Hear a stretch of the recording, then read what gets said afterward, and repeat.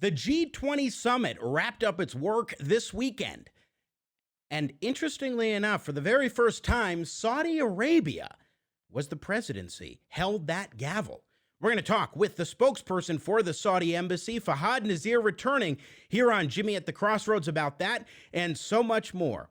I'm Jimmy Sengenberger, once again coming to you in partnership with the Washington Examiner, and we're getting started right now. Gonna talk money, gonna talk politics, great for all generations. Oh, what a great mix, I said. Gonna talk money, gonna talk politics, great for all generations. Oh, what a great mix. I got Jimmy at the crossroads, making sense out of nonsense. Come on, Jimmy, what you got?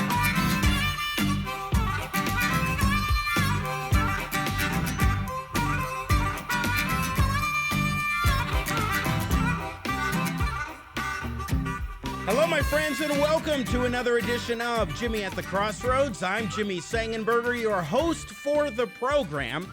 Once again, coming to you in partnership with the Washington Examiner. And as always, it is such a pleasure and a privilege to be with you, diving into the issues of the day and doing our level best in this nonsensical world to make sense out of nonsense. Please do like and share this video if you feel so inclined. We appreciate your support. Be sure to subscribe to the YouTube channel as well, youtube.com/Jimmy at the Crossroads, and follow the work of our friends and partners on the show, the Washington Examiner, at washingtonexaminer.com. It is, once again, such a treat to be with you, as it always is, here on Jimmy at the Crossroads, and I appreciate you being along for the ride. Today, I am so pleased, on the heels of the G20 summit, to be rejoined on the program by the official spokesperson for the Saudi Arabian Embassy in Washington, D.C., Fahad Nazer, particularly because the kingdom held the presidency for the first time at this year's G20 summit. Fahad, welcome back to the show, sir. It's so good to have you. Thank you so much for having me on again, Jimmy. Thanks for coming on. I always appreciate the opportunity to have an exchange of ideas and thoughts between our two countries, and appreciate you joining us here on the show. So let me just ask a broad question. How did the G20 presidency opportunity come about, and what does it mean for the kingdom that this chance happened and did it over this course of this last weekend? Right, so the G20 is an important organization that includes the world's top economies. It also represents about 70% of the world population. So Saudi Arabia was the president of the organization for the year 2020. And in our capacity as president, we actually ended up organizing not just one, but two virtual summits. The first one was back in March to galvanize the international community and galvanize it and bring its attention to dealing with the COVID-19 pandemic, which was really breaking out all over the world at that point. I think we've made a lot of strides since then, as is evidenced by the fact that we now have much more effective vaccines and but also therapeutics and more accurate diagnostics. This was back in March, and we held the leadership summit back just this past weekend. And again, the summit dealt with the impact of the COVID-19 from multiple angles. We obviously looked at the public health impact of COVID-19, but we've also, or the organization rather, looked into and implemented concrete measures to mitigate the impact of the COVID-19 on the global economy. So some of the member nations took some measures to make sure that some of the countries hardest hit, especially those, some of the lesser developed countries, have some debt relief that would help them to focus their attention on the public health aspect of the pandemic. But all in all, under very difficult circumstances, I think that Saudi Arabia held a great summit, and it was very successful. What does it mean to the kingdom to have had the chance to do this, to actually take that presidency, hold the gavel. Crown Prince Mohammed bin Salman himself oversaw this meeting, I believe. And I mean, there is some historical significance to that. What does it mean to the kingdom? Well, the meetings were actually overseen by His Majesty King Salman, who delivered the opening remarks and also closed or adjourned the meeting. But His Royal Highness Crown Prince Mohammed bin Salman also spoke at the meeting. Thank you. So this was an Apologize. important, yeah, no worries. So this was an important occasion for us. Saudi Arabia realizes that it has an important role to play, certainly in the Middle East. It is the only Middle Eastern country that is represented at the G20. It is the only Arab majority nation at the G20. So in that capacity, we realized that we had an opportunity and perhaps a responsibility to bring the world's attention to deal with this pandemic, the likes of which we have not seen in the past 100 years. And I think in addition to the measures we took internally in the kingdom to make sure that the pandemic does not spread, I think we made good use of this important forum to galvanize the international community's effort towards mitigating the impact of COVID-19, looking at multiple angles of it, not just the public health Sure. crisis and impact, but also the impact of the global economy. Again, we're talking with Fahad Nazer, official spokesperson for the Saudi Arabian Embassy in Washington, D.C., here on Jimmy at the Crossroads. Okay, so I'm curious in terms of some of the other issues that were standouts. I mean, obviously, COVID-19 was the biggest one, but there are concerns about financial stability. There were discussions about climate change. What are some of the other hot topics that came up at this year's summit? Yes, definitely. Climate change there was an entire meeting just dedicated to that. Obviously, we, the international community, the human race, share the same environment, the same planet. We have to make sure that the policies that we adopt preserve it and minimize any damage to it. And the final communique that was issued by the G20 actually adopted a policy that we adopted in the kingdom known as the 4 Rs, which refer to the recycling, reuse, and removal of carbon dioxide from the atmosphere. We are using some of the latest technological tools to make sure that not only do we minimize the release of carbon into the environment, but we also harness it in such a way to reuse it and to put it to more useful uses. So this was just one component of the meeting that was dedicated to the environment. But we, as you correctly said, the impact on the global economy has been equally as devastating as the public health impact. And as I mentioned at the outset, the member nations took concrete measures to provide debt relief and deferral of debt payments to some of the hardest hit nations, some of the lesser developed nations, to make sure that everybody is able to deal with the public health crisis that we've all had to grapple with.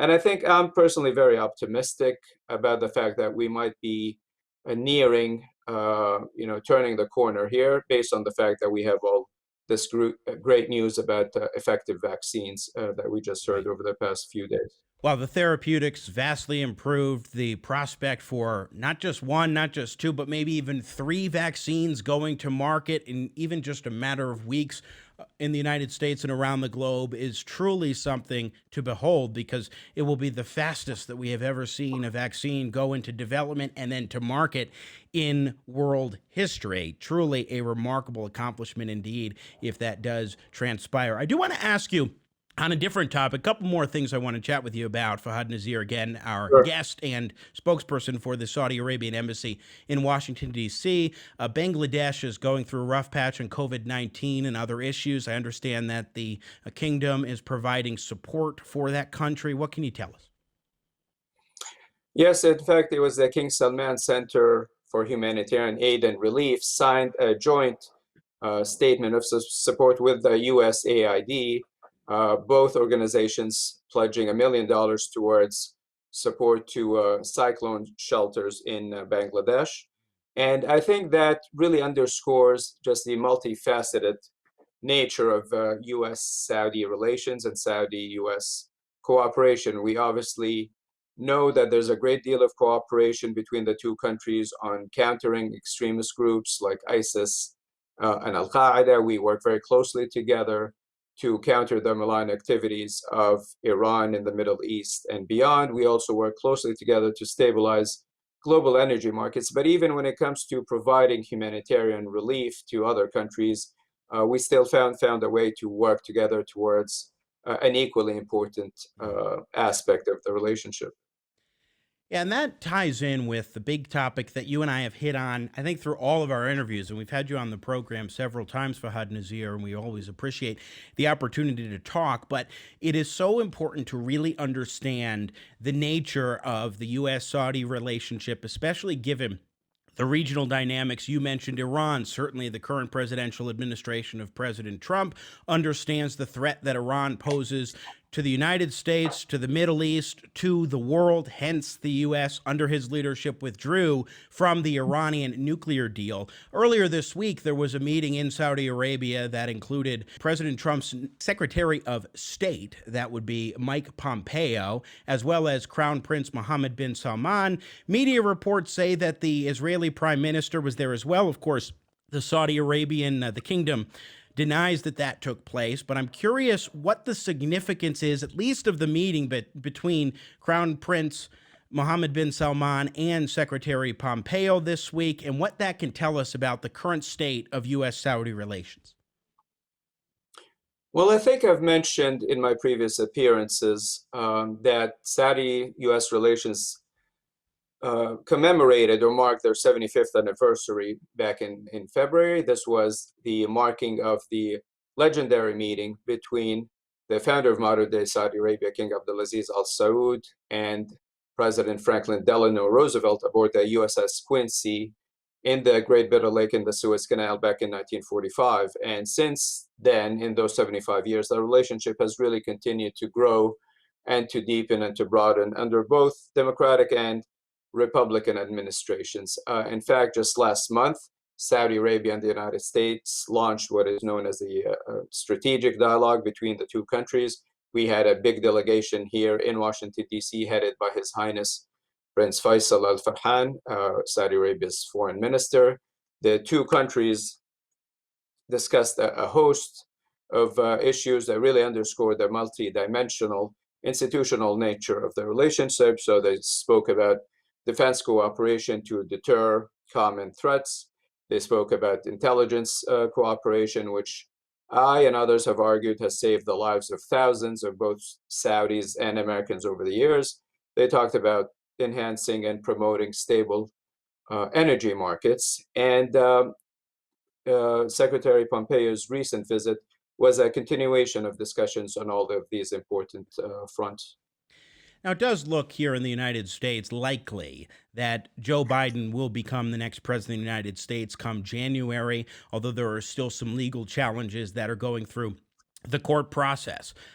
Former Vice President Biden has a very different view about the Iranian nuclear deal. He is on the record as saying that he would like to restore the Iranian nuclear deal. We have seen Arabic countries really come together, and some Arabic countries come together along with the state of Israel in order to really gather up support against Iran, coming together, uniting against this common threat. And I wonder to what extent that may have come up in this meeting as far as the Iranian nuclear deal and the shift that we're seeing, the geopolitical shift in the Middle East right now, when we had this meeting earlier in the week, Fahad Nazer. Right. So as I said, the relationship has continued to grow and to strengthen under both Democratic and Republican administrations going back 75 years. Saudi Arabia obviously knows Vice President Biden very well from his many years in the Senate and his 8 years as Vice President in the Obama administration. We fully anticipate that we will continue to have a very productive and very positive relationship with the United States under a possible Joe Biden administration, due to the fact that, as I enumerated earlier in the discussion, that the relationship really has multi-dimensions that we and others have argued advance the national interests of both countries. I think the relationship has been not only good for both Saudi Arabia and the United States, I would argue that it has been good for promoting peace and stability and prosperity in the region, for sure, but also more broadly around the world, as is evidenced by the example I just mentioned about U.S. Saudi cooperation on providing humanitarian relief to Bangladesh. Just a couple minutes with our guest, Fahad Nazer from the Kingdom of Saudi Arabia's embassy in Washington, D.C.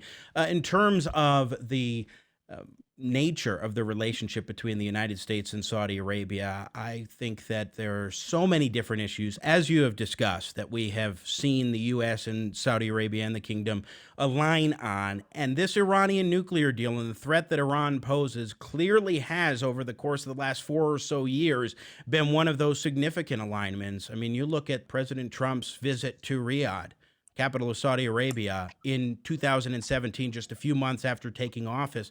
I think he really wanted to show support for the Arab countries, support for trying to bring us all together behind combating this common threat.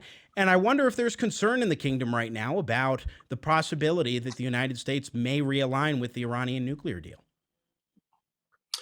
So on the JCPOA, as it is commonly known, I mean, ultimately we did support it, but we did have serious reservations and concerns regarding several issues. One was the sunset clauses that essentially turned the agreement into a temporary halt in Iran's nuclear program. Obviously, we don't want that. We want it to be permanent. We also had concerns about the fact that the agreement did not address Iran's nuclear missile, ballistic missile program, which is tied to, certainly tied to its nuclear file. And just as importantly, we had and continue to have grave concerns about the fact that the agreement did not address Iran's malign behavior in the region going back 40 years. So as you know, Jimmy, very well, Iran has sought to destabilize the region going back 40 years since the 1979 Iranian Revolution. It has basically violated every law, norm, and convention of the international community. It has supported militant groups in countries all over the region, for sure, in Lebanon, in Syria, in Iraq, in Yemen, and has supported terrorist organizations and actual terrorist operations in places as varied as Saudi Arabia, Kuwait, Iraq, Argentina, France, Germany, and even here in the United States when they tried to assassinate Saudi Arabia's own ambassador in Washington, D.C. some 10 years ago. So we do have concerns, obviously. As you correctly said, Saudi Arabia and the United States are in complete alignment over Iran and the danger that it presents to the stability and the peace of the region. And we suspect and we fully anticipate that the incoming administration, there are certainly signs that they're well aware and appreciate these dangers, the danger that Iran poses. And I hope that, in case there is a renegotiated agreement, that all of these concerns that are they're not only Saudi Arabia's concerns, but they are concerns shared by many of our neighbors, that they will be addressed. I certainly hope so as well. I think it would be a grave mistake for the United States to return to the JCPOA, or the Iranian nuclear deal, as we often call it here on this program. Fahad Nazer, always great to check in with you, sir. Thanks so much for rejoining us from the Saudi Arabian Embassy in D.C. We always appreciate it. Thank you so much for having me on again, Jimmy. Thank you. Once again, Fahad Nazer, official spokesperson for the Saudi Embassy in D.C., rejoining us here on Jimmy at the Crossroads. And it's always fascinating to get his take on what's going on. I mean, the historical significance of Saudi Arabia holding the presidency of this year's Group of 20 G20 summit is notable. It truly is notable because they are the only Arab country that is in that group, and it is the first time that Saudi Arabia has held the presidency. It is of historical significance. But we also talked about the joint aid being provided by USAID and Saudi Arabia toward Bangladesh, which has been just absolutely hit hard by COVID-19 and other issues in their economy and with cyclones and the natural disasters and so forth. So it is very important that the United States is forging ahead in its relations with Saudi Arabia in terms of humanitarian aid. But our discussion about the nature of the region is always particularly fascinating to me because, as we've talked about on this program before, what's happening in the Middle East is no short of extraordinary, unprecedented, and historic. The Trump administration, after taking office, saw fit to really focus on the Middle East and approaching it in a different way, trying to cultivate relations between Israel and some of the Gulf Arab states and advance the interests of the region and the United States and really the world in opposing the Iranian nuclear deal. In, I think it was March of 2017, in his first trip overseas, President Trump visited Riyadh, Saudi Arabia, the capital of Saudi Arabia. And it truly was a historic occasion because he addressed all of the Arab states that were present at this meeting. And he met with King Salman himself. That was President Trump showing to the Arab countries, there's a new sheriff in town. I'm approaching these issues very differently, and I understand the threat that Iran poses.